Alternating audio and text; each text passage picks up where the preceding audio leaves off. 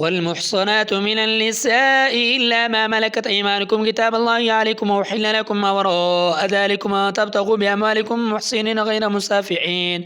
فما استمتعتم به منهن فآتوهن أجورهن فريضة ولا جناح عليكم فيما تراضيتم به من بعد الفريضة إن الله كان عليما حكيما ومن لم يستطع منكم طولا أن ينكح المحصنات المؤمنات فمما ملكت أيمانكم من فتياتكم المؤمنات والله أعلم بإيمانكم بعضكم من بعض فانكحوهن بإذن أهلهن وآتوهن أجورهن بالمعروف محصنات غير مسافحة ولا متخذات أخدان فإذا أحسن فإن أتين بفاحشة فعليهن نصف ما على المحصنات من العذاب ذلك لمن خشي لعنة منكم أن تصبروا خير لكم الله غفور رحيم يريد الله ليبين لكم يهديكم سنن الذين من قبلكم ويتوب عليكم الله عليم حكيم والله يريد أن يتوب عليكم يريد الذين يتبعون الشهوات أن تميلوا ميلا عظيما يريد الله أن يخفف عنكم خلق الإنسان ضعيفا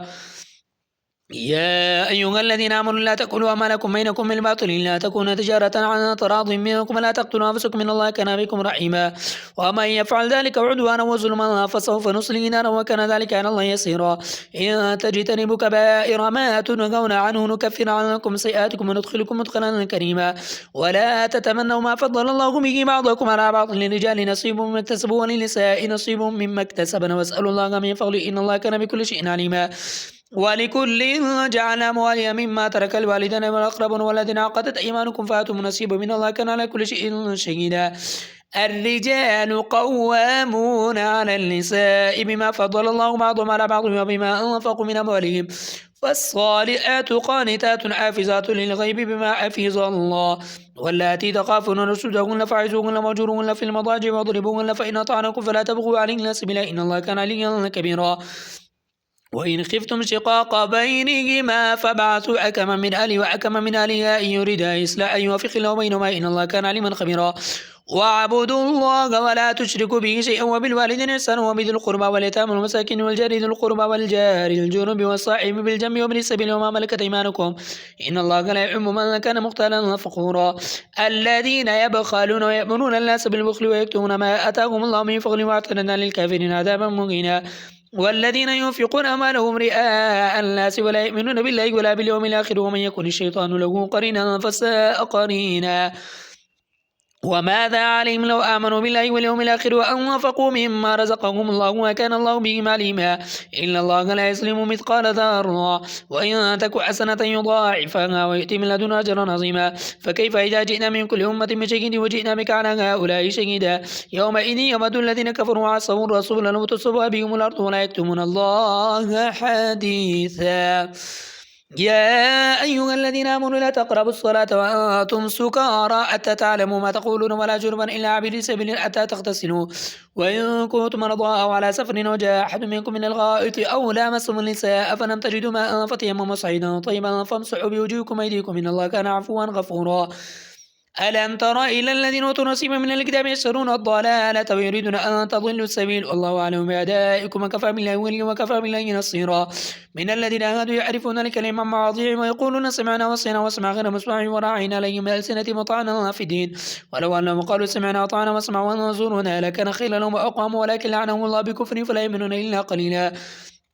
يا أيها الذين أوتوا الكتاب آمنوا بما نزلنا مصدقا لما معكم من قبل أن نطمس وجوها فنردها على أدبارها أو نلعنهم كما لعنا أصحاب السبت وكان أمر الله مفعولا إن الله لا يغفر أن يشرك به ويغفر ما دون ذلك لمن يشاء ومن يشرك بالله فقد افترى إثما عظيما ألم تر إلى الذين يزكون أنفسهم بل الله يزكي من يشاء ولا يظلمون فتيلا انظر كيف يفترون على الله الكذب وكفى به إثما مبينا ألم تر إلى الذين أوتوا نصيبا من الكتاب يؤمنون بالجبت والطاغوت ويقولون للذين كفروا هؤلاء أهدى من الذين آمنوا سبيلا أولئك الذين لعنهم الله ومن يلعن الله فلن تجد له نصيرا أم لهم نصيب من الملك فإذا لا يؤتون الناس نقيرا أم يحسدون الناس على ما آتاهم الله من فضل فقد آتينا آل إبراهيم الكتاب والحكمة وآتيناهم ملكا عظيما فمنهم من آمن به ومنهم من صد عنه وكفى بجهنم سعيرا إن الذين كفروا بآياتنا سوف نصلهم نارا كلما نضج جلودهم بدلناهم جلودا غيرها ليذوقوا العذاب إن الله كان عزيزا حكيما والذين آمنوا وعملوا الصالحات سندخلهم جنات تجري من تحتها الأنهار خالدين فيها أبدا لهم فيها أزواج مطهرة وندخلهم ظلا ظليلا إن الله يأمركم أن تؤدوا الأمانة إلى أهلها وإذا حكمتم بين الناس أن تحكموا بالعدل إن الله نعم ما يعظكم إن الله كان سميعا بصيرا يا أيها الذين آمنوا أطيعوا الله وأطيعوا الرسول وأولي الأمر منكم فإن تنازعتم في شيء فردوه إلى الله ورسوله إن كنتم تؤمنون بالله واليوم الآخر ذلك خير وأحسن تأويلا ألم تر إلى الذين يزعمون أنهم آمنوا بما أنزل إليك وما أنزل من قبلك يريدون أن يتحاكموا إلى الطاغوت وقد أمروا أن يكفروا به ويريد الشيطان أن يضلهم ضلالا بعيدا وإذا قيل لهم تعالوا إلى ما أنزل الله وإلى رسول رأيت المنافقين يسجدون عنك الصدودا فكيف إذا أصابتهم مصيبة بما قدمت أيديهم ثم جاءوك يحلفون بالله إن أردنا إلا إحسانا وتوفيقا أولئك الذين يعلم الله ما في قلوبهم فأعرض عنهم وأعزهم وقل لهم في أنفسهم قولا بليغا وما أرسلنا من رسول إلا ليطاع بإذن الله ولو أنهم إذ ظلموا أنفسهم جاءوك فاستغفروا الله واستغفر لهم الرسول لوجدوا الله توابا رحيما فلا وربك لا يؤمنون حتى يحكموك فيما شجر بينهم ثم لا يجدوا في أنفسهم حرجا مما قضيت ويسلموا تسليما ولو أن كتبنا عليهم أن يقتلوا أنفسكم أم يخرجوا من دياركم ما فعلوا إلا قليل منهم ولو أنهم فعلوا ما يعوزون به لكان خيرا لهم أشد تثبيتا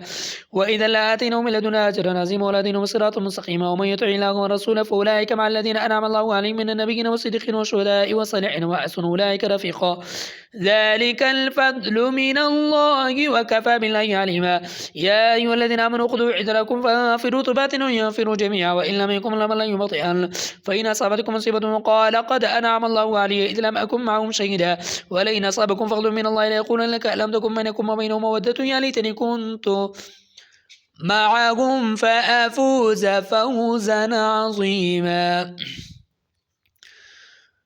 فليقاتل في سبيل الله الذين يشرون الحياة الدنيا بالآخرة ومن يقاتل في سبيل الله فيقتل أو يغلب فسوف نؤتيه أجرا عظيما وما لكم لا تقاتلون في سبيل الله والمستضعفين من الرجال والنساء والولدان الذين يقولون ربنا أخرجنا من هذه القرية الظالم أهلها واجعل لنا من لدنك وليا واجعل لنا من لدنك نصيرا